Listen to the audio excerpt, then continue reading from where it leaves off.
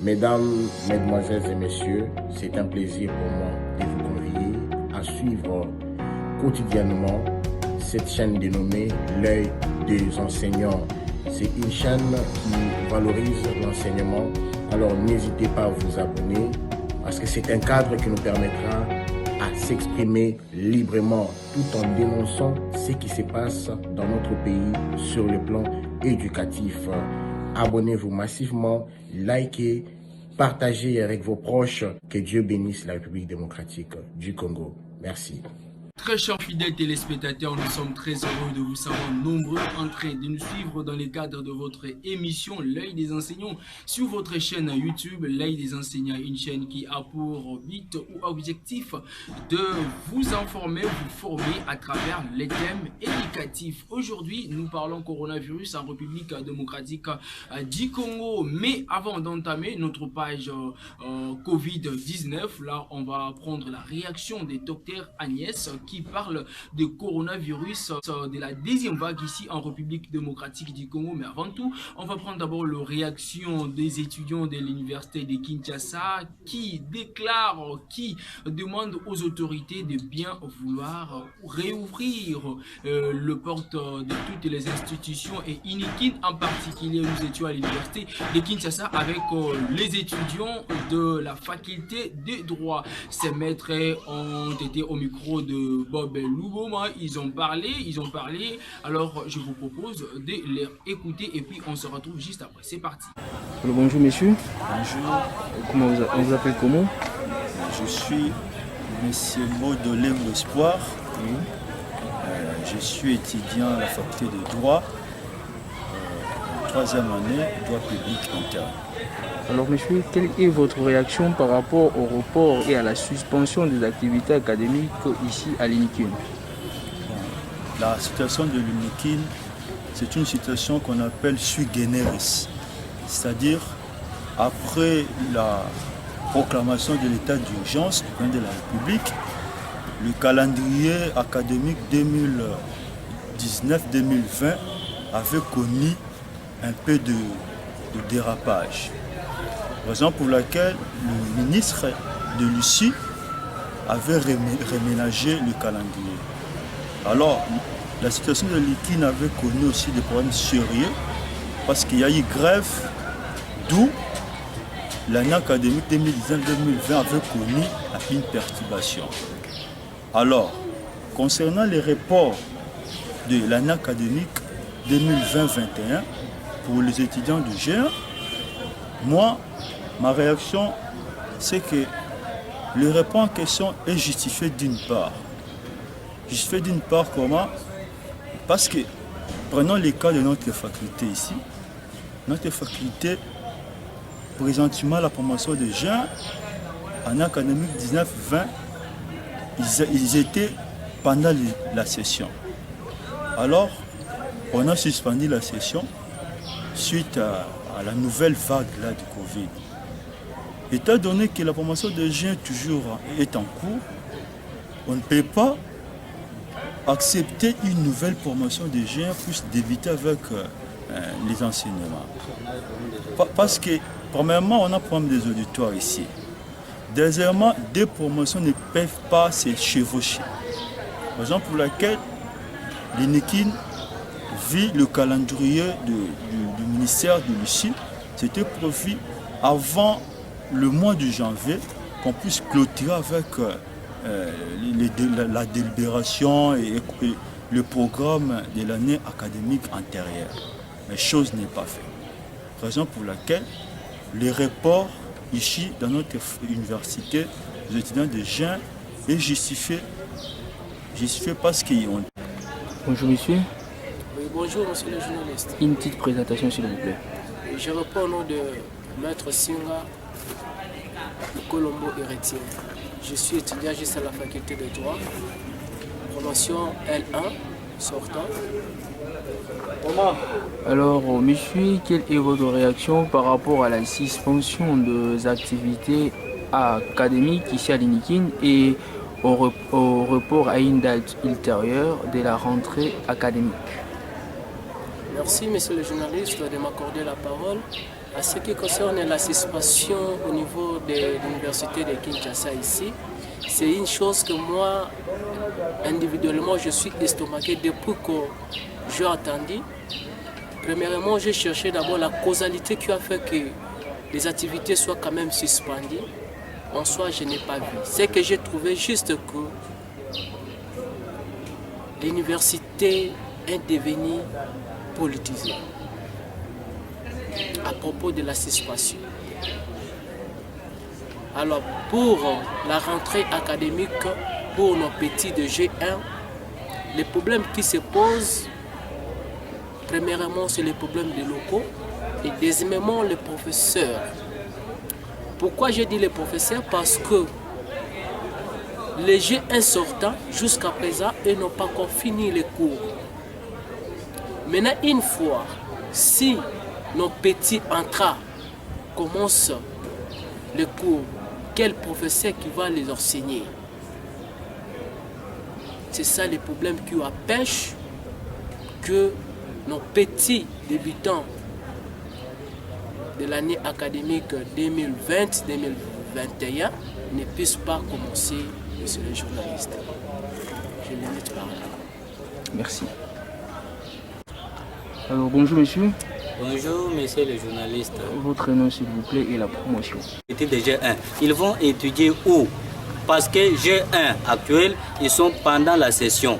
Cette session d'ailleurs n'a pas pris fin. Pourquoi? Parce qu'il y a eu suspension de toutes les activités sur le campus. Ils devaient étudier où? Quelles vacations? Matin, midi ou bien soir? Donc c'est avec raison, l'établissement doit d'abord se préparer, chercher des locaux. Pour moi, je voulais dire que le secrétaire général académique devait remettre la gestion des auditoires chez les doyens de toutes les facultés. C'est-à-dire, lorsque telle promotion de telle faculté a besoin d'étudier, qu'il peut étudier même à la faculté de l'économie, soit à la faculté de Polytechnique, parce que toutes ces promotions, toutes ces facultés sont dans la gestion des recteurs, des secrétaires aussi, secrétaire général académique. C'était ça ma vision. Je ne sais pas au niveau des doyens s'ils ont proposé ça à la cellule administrative, selon moi. Ça, c'était le premier volet.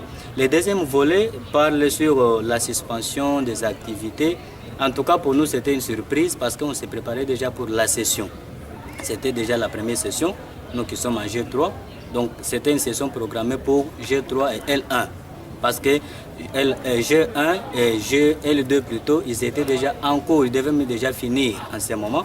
Alors, on était surpris directement, on était à la cité, on nous appelle, non, les activités sont suspendues à la faculté. Pourquoi?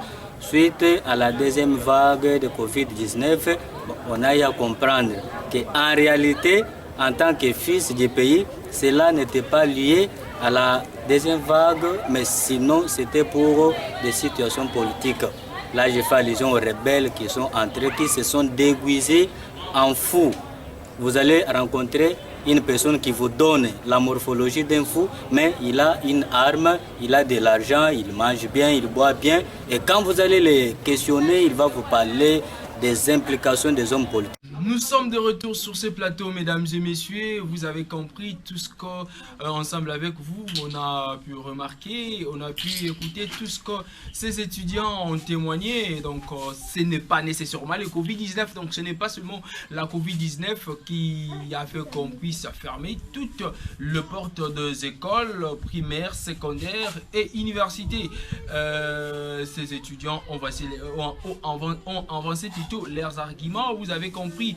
Donc sur ce, nous n'avons pas vraiment à ajouter, mais tout ce que nous pouvons demander à nos autorités est de nous aider, d'aider nos enfants, d'aider nos frères à reprendre leurs cours, parce que vous savez que si on n'éduque pas la jeunesse, si on n'éduque pas très bien les élèves, alors nous aurons un sérieux problème.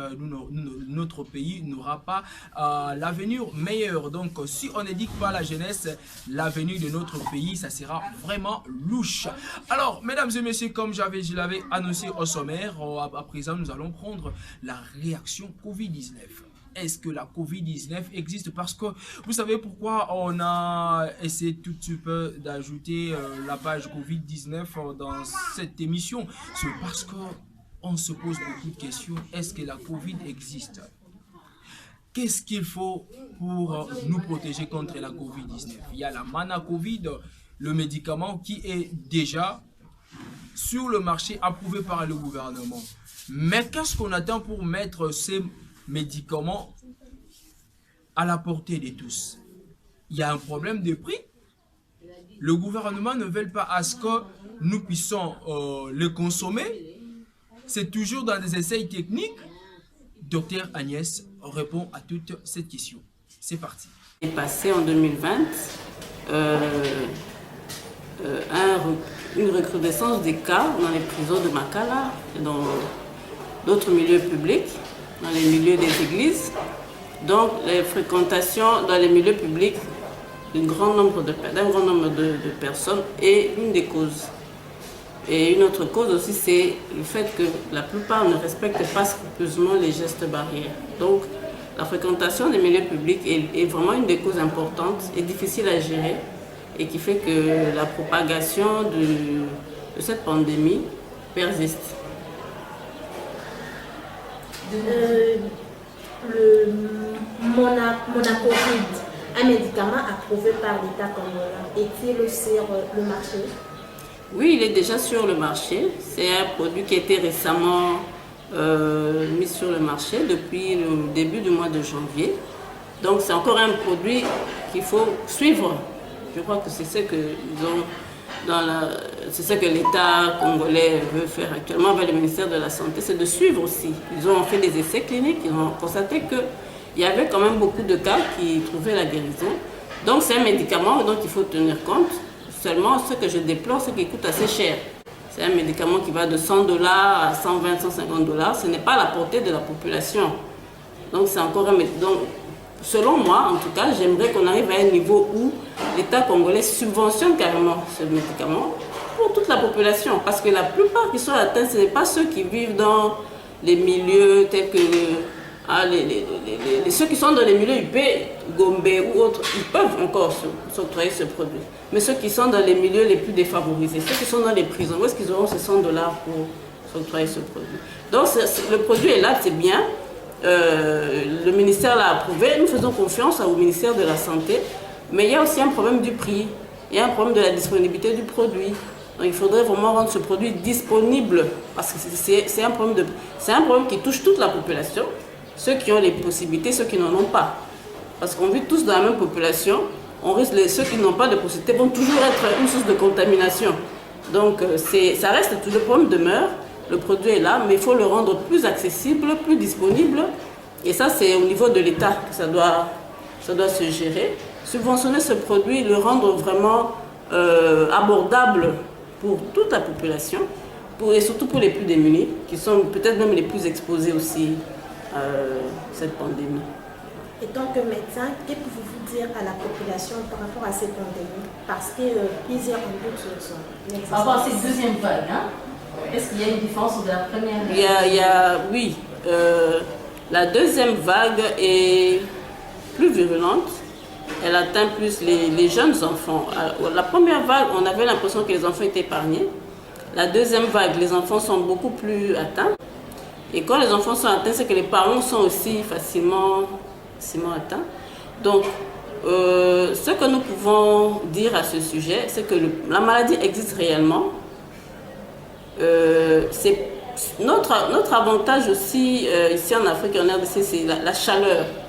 Ce produit, ce virus ne se développe pas trop dans un milieu chaud. C'est peut-être ça qui nous protège un tout petit peu. Mais est-il que la maladie est là, la pandémie est là, il faut respecter les gestes barrières, le port du masque, se laver régulièrement les mains, éternuer au niveau du coude, la distanciation sociale, au niveau individuel, au niveau de l'État. Donc tout le monde doit s'y mettre. Ce n'est pas seulement les individus qui doivent prendre ça en charge, mais l'État a même une plus grande responsabilité en mettant vraiment toutes les dispositions possibles pour que la population soit protégée. Donc, par rapport à cette deuxième vague, vous avez dit que ça atteint beaucoup les enfants. Comment on va protéger ces enfants alors? Bon, les enfants, il faut les protéger déjà avec les gestes barrières, tels que nous en avons parlé. la distanciation sociale. Les enfants, il faut les protéger, peut-être même aussi en organisant des tests au niveau des écoles. Parce que les enfants, c'est surtout à l'école. Dans les familles, c'est un peu difficile de protéger l'enfant parce qu'il est déjà dans cet environnement. Mais il sort, il va à l'école. C'est surtout là qu'il est exposé. Peut-être mettre des dispositions. Ça va demander des moyens, c'est vrai. Mais quand la vie est en danger, moi je pense qu'il n'y a pas trop de calcul à faire à ce niveau. Donc il faut mettre des dispositions dans les écoles pour que toutes les écoles aient le nécessaire pour protéger les enfants. Le lavement des mains, les solutions hydroalcooliques. Et pourquoi pas faire des tests après un certain temps, après chaque semaine, parce qu'on sait que le temps d'incubation dure au moins 2 semaines.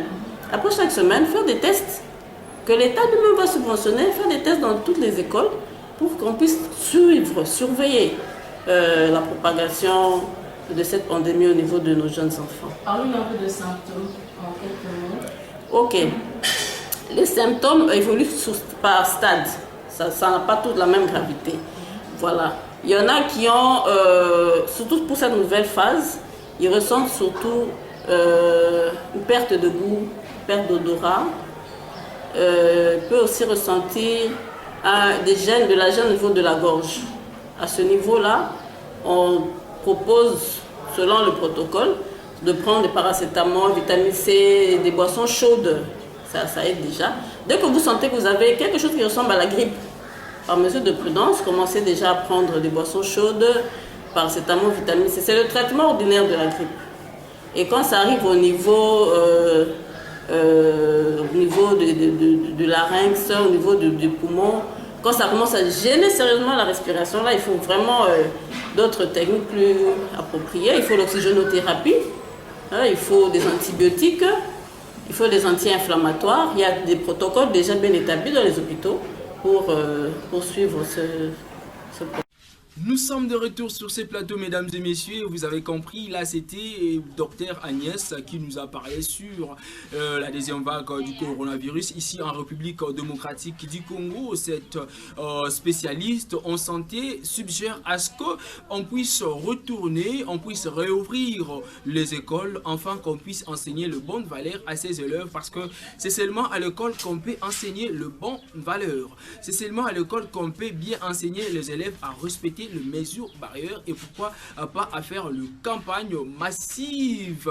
Voilà, la campagne massive pour la Covid-19. Mesdames et messieurs, c'était l'essentiel de notre émission, de ces nouveaux numéros d'aujourd'hui. Mesdames et messieurs, nous sommes arrivés, c'est ce qui marque d'ailleurs la fin de cette émission, mais nous ne pouvons pas nous séparer comme ça sans toutefois dire un grand merci à celui qui était derrière la caméra. On l'appelle comme ça, Jonas Luboma, le perfectionniste, une petite taille, un garçon brillant, un garçon très intelligent que j'aime appeler comme ça, le perfectionniste. Et il était assisté par Nathan Luboma, par Moïse, par Oracle et par Tiné, toujours comme ça accompagné de Paris Luboma, Aurore, Bob Luboma. Tout ça, c'est lui qui a signé la coordination de cette très belle émission. Mesdames et messieurs, merci de l'avoir suivi, et puis on se retrouve tout à l'heure dans un nouveau numéro.